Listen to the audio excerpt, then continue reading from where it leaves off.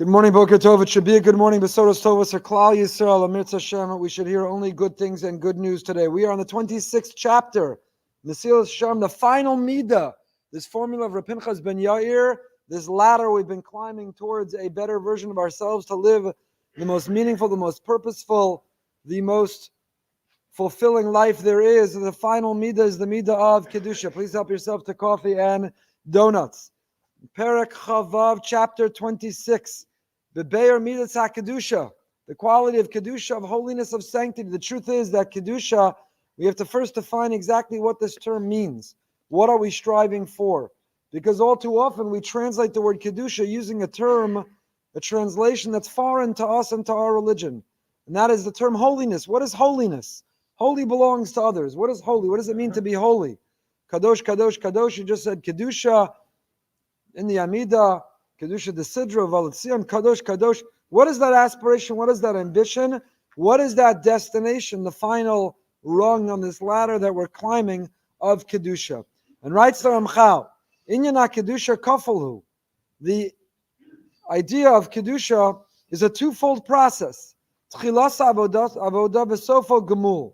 When it comes to this midah, this character trait of Kedusha, we can make our effort, we can take our initiative, we can work, we can try, we can transform, but in the end of the day, it comes as a reward from the Ribono Shel Olam. Tchilaso ishtadlus, make initiative. There are changes that we can make. We can strive not for happiness, but strive for holiness. Holiness is a mentality. Holiness is a attitude. Holiness are behaviors and practices and habits. Holiness is a filter and prism through which we understand and interpret the world. And we can work on transforming, acquiring, behaving, looking, understanding. But in the end, whether we can truly live a life of transcendency, a life of holiness, that's a matana. That's a gift from Hashem. We are mekadesh ourselves.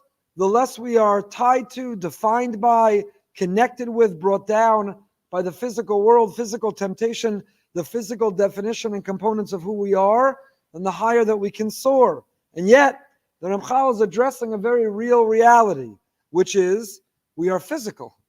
In the end of the day, our neshama might feel bound and confined and restricted by the guf, by the body that houses it, but the reality is that in this world, Kadosh Baruch Hu designed us to be a body that is the vehicle to house, the instrument that houses the soul, the neshama.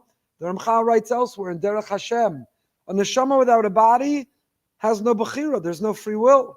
The neshama chelek elokah mimal mamish, that neshama, that soul that is a unique expression, manifestation of Hashem in this world, it doesn't struggle with free will, with choice, because the neshama is an extension of Hashem. It just automatically does the right thing. That's what happens upstairs in the world, the olam ha'emes. When the neshama, when the soul is housed by a body, and that body wants to sleep and stay in bed. The members of the Kol HaBoker were treated this morning. Rav Avram Shor Shlita spoke to us, gave us chizuk, spoke about what it means for the neshama, particular conquest to overcome the body's urge to stay in bed. The body has a million excuses of why it deserves to sleep a little later, hit the snooze button one more time. We turn it not only into a heter, we turn it into a mitzvah. You need to sleep more. You'll have a better day. You'll work harder. You'll learn more later. It's not only okay, it's not only permissible, we turn it into a righteous deed. And the neshama equally has the ability. Asara b'teves, a couple weeks ago you fasted, so it's okay to eat a second dessert today, because you're going to fast again in the summer. So we have this incredible ability. The body is the greatest salesman, the most persuasive salesperson there is. So that body introduces free will to that soul. The Kadosh Baruch Hu designs the soul to be housed by the body, to navigate this world and to have to make choices, and hopefully make the right choices that result in elevating the soul and positioning the soul in the best place. As we spoke about the Rambam's metaphor, the world to come, are you up in the nosebleeds? Are you front row? Are you 50-yard line? Are you in the end zone? Are you out in the parking lot? Did not even make it into the property? Where is your seat in the next world is determined by the choices we make by that body in this world. In the end of the day, we are housed by a guf. We're housed by a body. And the holiest person, the one who achieves the greatest Kedusha in this world, the one who lives angelically, as the Ramchal will describe in a moment, still has to sleep, still has to eat. Human being can't live without eating. We need nourishment, we need nutrition, we need hydration, we need sleep. You can't live. In fact, v'chai behem and ushmartem es nafsho seichem, we have an obligation to maintain, to preserve, to prolong our lives, to take good care of ourselves, to secure our health. So the guf is a reality, and we can't escape it. Yes, in the next world, our neshama will flourish, will fly free. The Heilige Reb Nachman writes, of course, we don't, in contrast to others, we celebrate life. Lo Amesani Hallelujah. We celebrate life. Chalila, not death. But Rabbi Nachman writes that in the world to come, when his neshama will experience the neshika of Misa, when the soul will be extracted from the body, he can't wait to disrobe from the wardrobe that is the body. That is the body.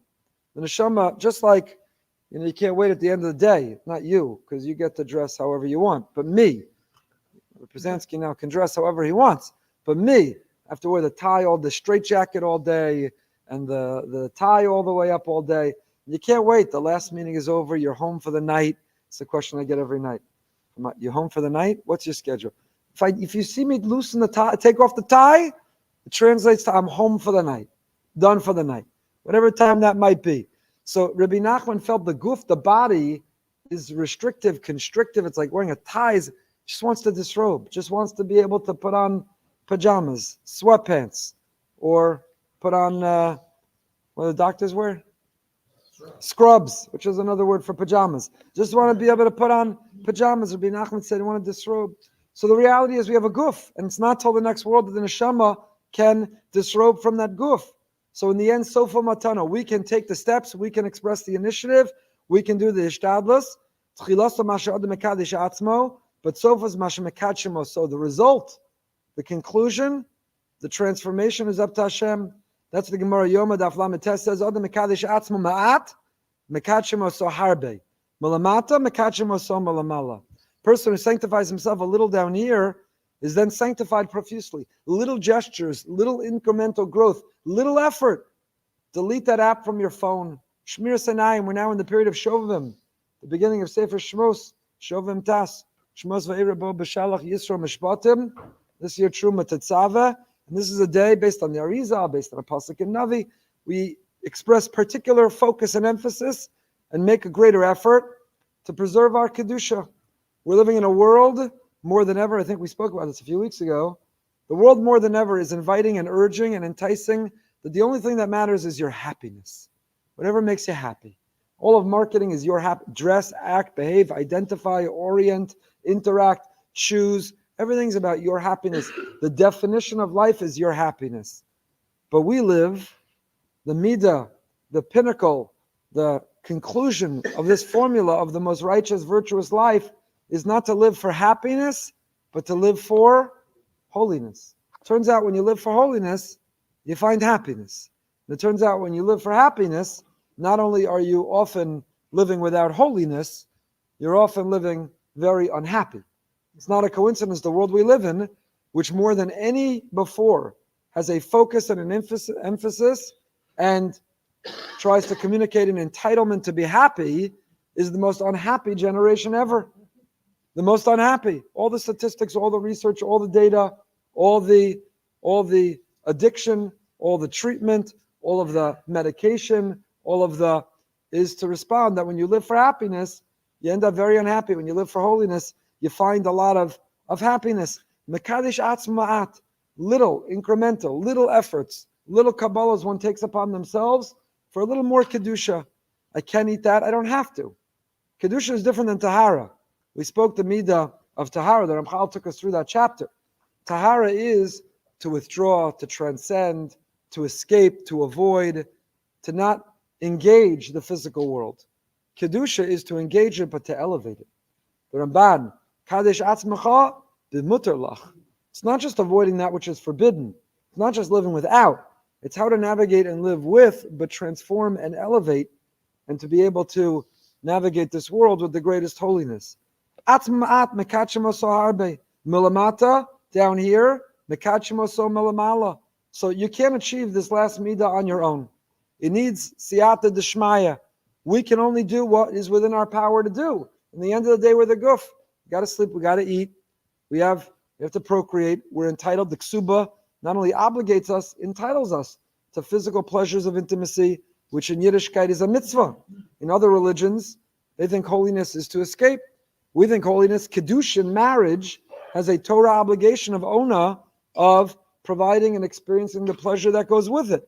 Not as a concession, but as a noble way of engaging and transforming and elevating this world. So we can do atzma ma'at, we do little incremental. Kadosh Baruch Hu does the rest. We'll pick up with it in Mirz Hashem next time.